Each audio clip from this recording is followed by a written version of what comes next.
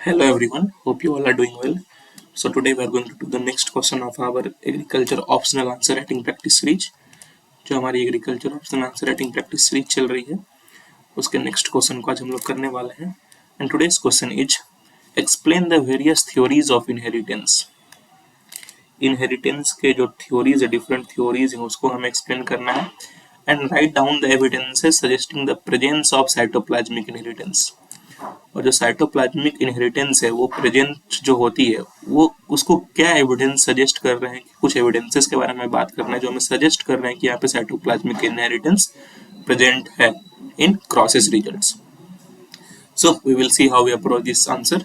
And I am very sorry कि पिछले कुछ दिनों से वीडियो नहीं आ पा रही थी because I was travelling. Now the videos will be regular. कुछ प्रॉब्लम्स थी जिस वजह से वीडियोज रेगुलर नहीं बन पा रही थी. So let's see how we approach this answer. देखते हैं कि हम इस आंसर्स को कैसे अप्रोच करते हैं. सो फर्स्ट ऑफ ऑल, क्योंकि साइटोप्लाज्मिक इनहेरिटेंस के बारे में बात हुई है और ये आपके सिलेबस के लिए भी इंपॉर्टेंट है, काफी क्वेश्चंस पूछता है UPSC as related to cytoplasmic inheritance. So you should be knowing them. ठीक है, तो साइटोप्लाज्मिक इनहेरिटेंस आप क्या समझते हैं. देखो, इनहेरिटेंस दो टाइप से होती है. तो जीन्स एक्चुअली ऐसे समझो, जीन्स दो जगह पे होती है. एक तो न्यूक्लियस में and other outside nucleus, that is in cytoplasm. Nucleus में भी जीन्स होती है, साइटोप्लाज्म में भी जीन्स होती है. तो जब साइटोप्लाज्मिक जीन से कुछ इनहेरिटेंस हो, that is called cytoplasmic inheritance. Cytoplasmic में किन ऑर्गेनेल्स में हो सकते हैं, जैसे माइटोकॉन्ड्रिया हो गई, प्लास्टिड्स हो गए. सो इससे क्या हो सकता है, साइटोप्लाज्मिक इनहेरिटेंस हो सकता है due to the genes presence in these organelles which are out of the nucleus. These are in cytoplasm, present in cytoplasm. तो इसलिए क्योंकि ये साइटोप्लाज्म में प्रेजेंट होते हैं इसीलिए साइटोप्लाज्मिक इनहेरिटेंस इसको नाम दिया गया है.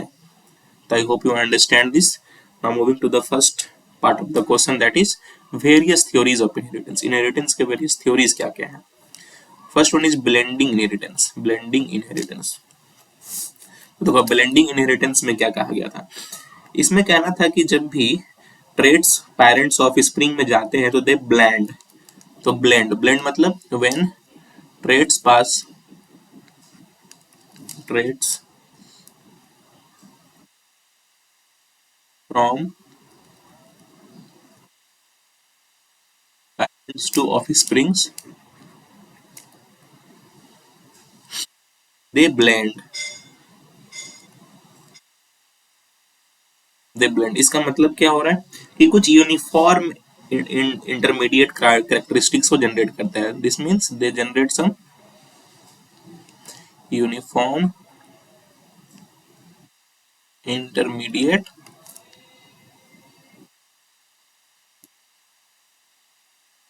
characteristics. So they generate some uniform intermediate characteristics. तो this is what blending inheritance is. ठीक है, लेकिन इसके कुछ प्रॉब्लम था कि इसने ये नहीं बता पाया कि कैसे लेटर जनरेशंस में डिफरेंट कैरेक्टरिस्टिक्स होते हैं. जैसे अभी यूनिफॉर्म इंटरमीडिएट कैरेक्टरिस्टिक्स है जब भी पेरेंट्स ऑफ स्प्रिंग में ब्लेंडिंग हुई, लेकिन लेटर जनरेशंस में डिफरेंट कैसे कैरेक्टरिस्टिक्स हो जाते हैं. It was not able to explain. ठीक है, so this was blending inheritance. ठीक है, कि जैसे ही ट्रेड्स जो है पेरेंट्स ऑफ स्प्रिंग में जाता है they blend, that is uniform intermediate characteristics is shown. But क्योंकि देखो यहाँ पे क्या हो रहा है, इमीडिएट में यूनिफॉर्म से हो रहा है बट लेटर जनरेशंस में डिफरेंट कैरेक्टरिस्टिक्स करने लगता है और इसको ये नहीं समझा पाए थे. They were in this in theory it was not been explained. Second one is the particulate inheritance, जिसे हम लोग मेंडेलियन इनहेरिटेंस भी कहते हैं, गिवन बाय मेंडल. क्या बोलते हैं इसे, मेंडेलियन इनहेरिटेंस भी बोलते हैं. इसमें जैसे कि हम सब बताए थे कि genes are distinct units. Genes क्या होते हैं हमारे, डिस्टिंक्ट यूनिट्स होते हैं. But they maintain their integrity from generation to generation. जो डिस्टिंक्ट यूनिट होते हैं पर वो इंटीग्रिटी मेंटेन करते हैं from generation to generation, as shown by Mendel through the experiments in Garden P. Garden P में एक्सपेरिमेंट करके मेंडल ने ये चीज शो की थी. ठीक है, कि genes are distinct unit but they so integrity from generation to generation.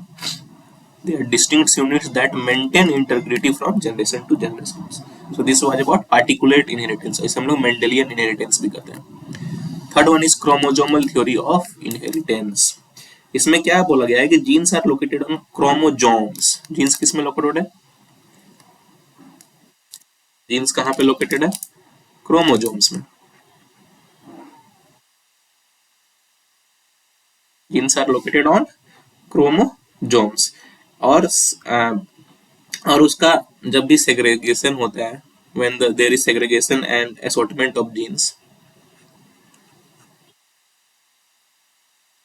when there is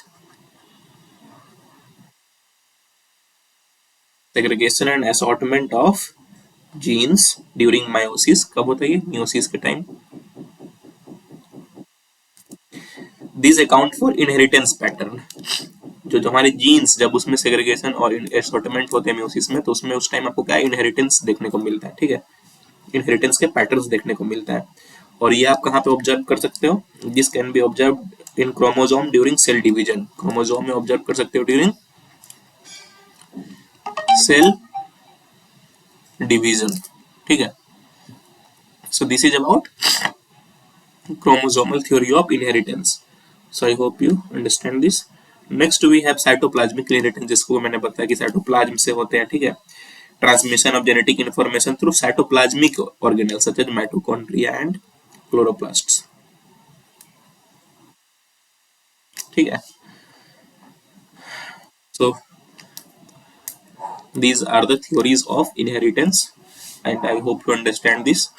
पहली होगी ब्लेंडिंग थ्योरी, ब्लेंडिंग इनहेरिटेंस, जिसमें कि पेरेंट से ऑफस्प्रिंग में जब भी ट्रेट्स मूव करते हैं तो इंटरमीडिएट कैरेक्टरिस्टिक्स होस्ट करते हैं that are uniform, but it was not able to explain कि लेटर जनरेशन में यूनिफॉर्म कैरेक्टरिस्टिक डिस्टिंक्ट कैरेक्टरिस्टिक्स कैसे बन जाती है.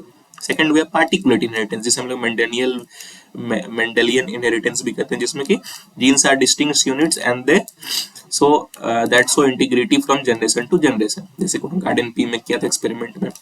नेक्स्ट भी so chromosomal theory of inheritance, जिसमें कि देखा गया कि जीन्स जो क्रोमोसोम्स के अंदर होते हैं सेग्रीगेशन और असॉर्टमेंट के टाइम क्या शो करते हैं? इनहेरिटेंस. और ये कब देखा जा सकता है? During in chromosomes during cell division. फिर साइटोप्लाज्मिक इनहेरिटेंस, जिसमें कि हमने बताया कि जेनेटिक इंफॉर्मेशन जब cell cytoplasmic organelles that is mitochondria chloroplast से ट्रांसफर करे तो उसमें जो इनहेरिटेंस दिखती है. So these are the 4 theories of inheritance. So I hope you understand this. अब बात करें हम लोग एविडेंसेस की, क्रॉसेस में क्या क्या एविडेंसेस दिखती है. देखो तो ये सब एविडेंसेस हमें कब दिखती है? During plastid inheritance. ठीक है, और ये सब कब दिखती है? During mitochondrial.